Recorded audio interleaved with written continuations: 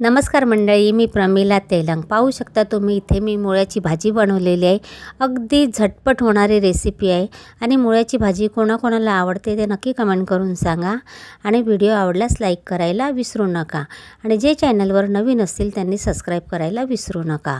तर पाहू शकता तुम्ही इथे मी मुळा घेतलेला आहे आणि मुळा स्वच्छ पाण्याने धुवून घेतलेला आहे। आपण नुसता मुळा न घेता आपण मुळ्याची पानं पण घेणार आहोत। तर पानं आणि मुळा छान असं धुवून घेतल्यानंतर मुळा चांगला छान असा खिसून घेतलेला आहे आणि पानं बारीक चिरून घेतलेले आहेत। आता आपल्याला भाजीसाठी चटणी बनवायची आहे, तर त्यासाठी इथे मी 4-5 हिरव्या मिरच्या घेतलेल्या आहेत आणि 7 ते 8 लसणाच्या पाकळ्या, पाव चमचा जिरं आणि थोडंसं मीठ घेतलेलं आहे।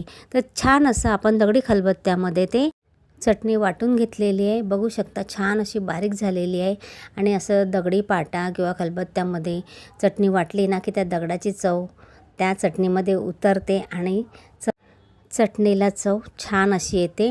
तर इथे बघा कढई घेतलेली आहे आणि कढईमध्ये तेल तापले की नाही ते बघण्यासाठी थोडा इथे मी कांदा घातलेला आहे। आता तेलामध्ये आता चटणी आहे ना त्यामुळे हिंगाची फोडणी दिलेली आहे आणि त्यानंतर इथे वाटलेली चटणी मी तेलात सोडलेली आहे। तेल छान तापलेलं आहे। तर एक कांदा घेतला, उभा चिरला तो पण छान असा तेलामध्ये परतून घ्यायचा, सर्व मिक्स करायचं। थोडी हळद, लाल तिखट आणि धणे पावडर असं मी घेतलेलं आहे। जर लाल तिखट तुम्हाला नको असेल तर नका घेऊ किंवा तुम्ही हिरव्या मिरचीवर किंवा लाल मसाल्यामध्ये सुद्धा करू शकता। इथे छान असा स्वच्छ बारीक चिरलेला मुळ्याचा पाला आणि खिसून घेतलेला मुळा आपण घेतलेला आहे। आता छान असा तो मसाल्यांमध्ये परतून घ्यायचा, चवीपुरतं मीठ घालायचं। भाजी शिजल्यानंतर कमी होते त्यानंतरच मीठ घालायचं आणि चटणी वाटताना आपण थोडंसं मीठ घेतलं होतं म्हणून मीठ इथे बेतानेच घ्यायचं। 2 मिनिट इथे झाकण ठेवायचं। 2 मिनिट झालेले आहे, त्यानंतर झाकण उघडून बघितलेलं आहे तर भाजी छान शिजलेली आहे। त्यामध्ये शेंगदाण्याचा 2 चमचे मी कूट घातलेला आहे।